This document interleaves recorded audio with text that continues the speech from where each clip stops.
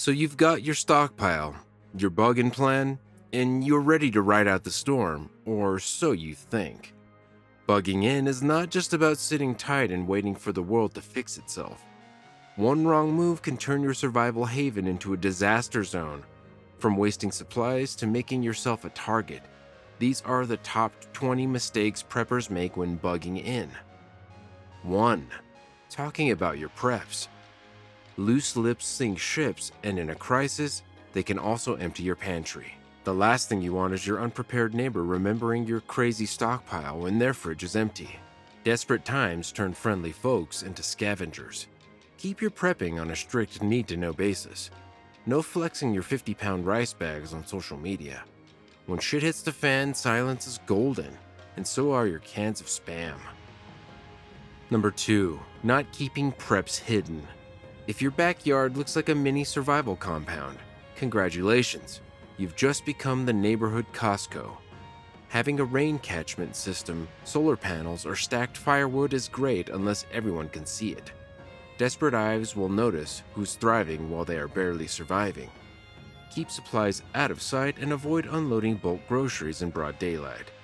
Think of it like Fight Club. Rule number 1, don't talk about it. Rule number 2, don't show it off either. 3. Neglecting security layers. A front door lock is not enough, folks. Unless you want looters waltzing in like they own the place, security should be like an onion, layered and making intruders cry. Motion sensors, reinforced doors, tripwires, and even a barky chihuahua can help. Think Home Alone but for adults, minus the paint cans.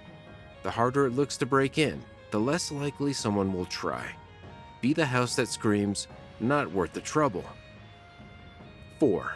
Leaving home unattended. Bugging in means staying put. Leaving your home during chaos is like putting up a sign that says, "Help yourself to my stuff." If you must go out, have a plan. Move low-key and never leave your place totally empty. A Home Alone look makes you a prime target. Rotate shifts if possible because nothing says occupied like someone always being there. Bonus points if that someone has a shotgun and a bad attitude. 5. Not having a water plan. You can go weeks without food, but water? 3 days. If you do not have a plan, you are in deep trouble and probably very thirsty. Relying on the tap when the grid goes down is a rookie mistake. Store water, filter it, and always have a backup. No one wants to be that guy drinking out of a mud puddle because they forgot to prep. Pro tip: bathtubs are not just for baths. They are emergency water tanks. 6. Poor water rationing. Water is life, so don't treat it like an unlimited soda refill at a buffet. In a crisis, every drop counts. This is not the time for long showers or washing your car like it's Sunday at the fire station. Drinking and hygiene come first. Everything else is luxury. If you waste it too early, you might end up drinking rainwater from a tarp. Conserve now so you're not playing Survivor, Dehydration Edition later. 7. Looking too well fed. If you look like you just came back from an all-you-can-eat buffet while everyone else is skin and bones, you are asking for trouble. Desperate people notice who looks suspiciously well-nourished. Ration your food and maybe loosen your belt a little. Baggy clothes can help make you look leaner, or at least like you are struggling like everyone else. It's all about blending in. Little weight loss might just be your best camouflage. 8. Cooking smells attract attention. If you think the smell of grilled steak will stay inside your house, think again. In a crisis, hungry people have the nose of a bloodhound, and nothing travels faster than the scent of a hot meal. Boil instead of fry. Cook at odd hours, and keep it low-key. The last thing you need is a mob outside demanding a plate. Smell discipline is just as important as food discipline, unless you enjoy surprise dinner guests. 9. Failing to use light discipline. If your house is glowing like a Christmas tree, while the rest of the neighborhood is dark, congratulations. You have just announced that you still have power. Light is a beacon, and in a crisis, you do not want to attract attention. Blackout curtains, covered windows, and minimal lighting are key. A flashlight can be seen from a mile away in total darkness. If you must use lights, keep it dim and contained or expect visitors. 10. Driving when it's unsafe. If gas is scarce and chaos is everywhere, rolling down the street in your still working car is like waving a flag that says, "Come take my ride." Roads can turn into danger zones fast, filled with panicked drivers, roadblocks, or worse, armed opportunists. If you absolutely have to drive, stick to back roads, keep a low profile, and have an escape plan. Otherwise, walking might just be the safer bet. At least no one can carjack your feet. 11. Wasting fuel and energy. If you burn through your fuel like it's an unlimited buffet, you will be sitting in the dark, freezing and regretting every extra watt you wasted. Heating the whole house? Bad idea. Running the generator all night? Worse idea. Fuel and power are like gold. Use them wisely. Focus on heating one room, layering up, and making every drop of gas count. Because when the lights go out for good, you will wish you had conserved. Number 12. Forgetting about mental health and morale. A long-term crisis is not just about food and water.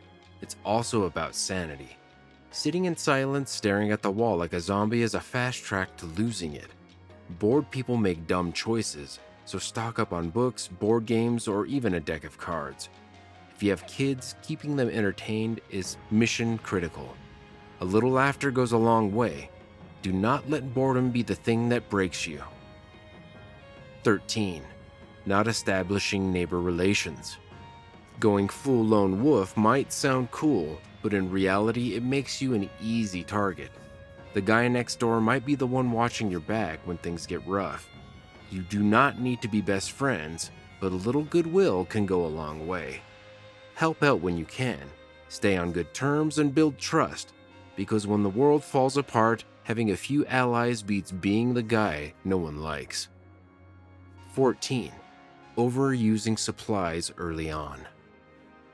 Day one of the crisis is not the time to start eating like a king. If you blow through your supplies too fast, you'll be on a forced diet before you know it. Rationing is the name of the game. Eat just enough, use fuel sparingly, and make everything stretch. You never know how long a crisis will last. The goal is to survive, not to throw a feast just because you have extra cans of chili. 15. Ignoring waste management.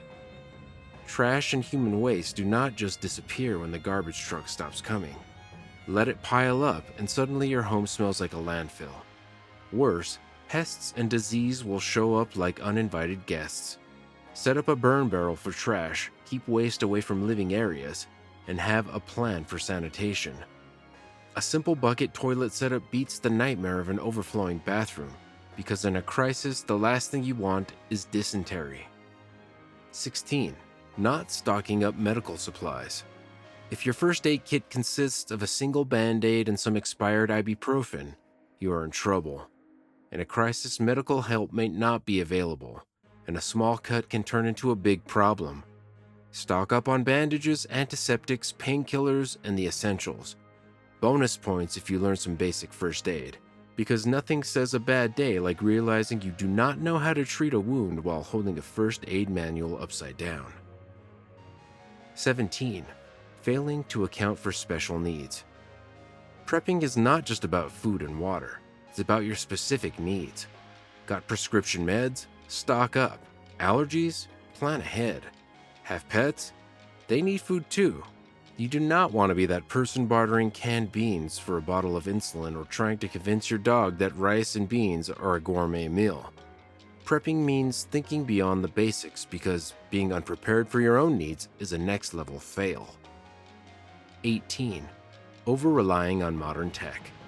If your entire survival plan depends on Wi-Fi and fully charged gadgets, you are in for a rude awakening.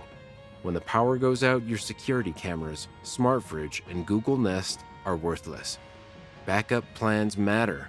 Old school locks, manual tools, and good old human awareness will outlast any fancy tech. Batteries die, the grid fails, but a well-placed baseball bat never needs recharging. Do not let technology be your only line of defense. 19. not practicing prepping skills. Having the best gear in the world is useless if you do not know how to use it. Owning a fire starter does not mean you can make a fire, and a water filter is just a fancy tube until you practice with it. Set up mock drills, cook with your emergency food, and test your skills before disaster strikes, because realizing you do not know how to open a can without an electric opener is just embarrassing. 20. No contingency plans. Bugging in is great, but what if staying put becomes impossible? Fires, floods, or an armed mob can force you out fast. If your only plan is stay home and hope for the best, you're playing a dangerous game. Have an escape route, a go bag, and a backup location ready, because the last thing you want to be is standing in your living room staring at a disaster and thinking, well, now what? Survival is not just about what you have, but how you use it. Avoid these mistakes, and you will be miles ahead when shit hits the fan. If you found this helpful, hit that like button, subscribe, and stay prepped. Follow us on Facebook for more life-saving tips. Stay safe, stay ready.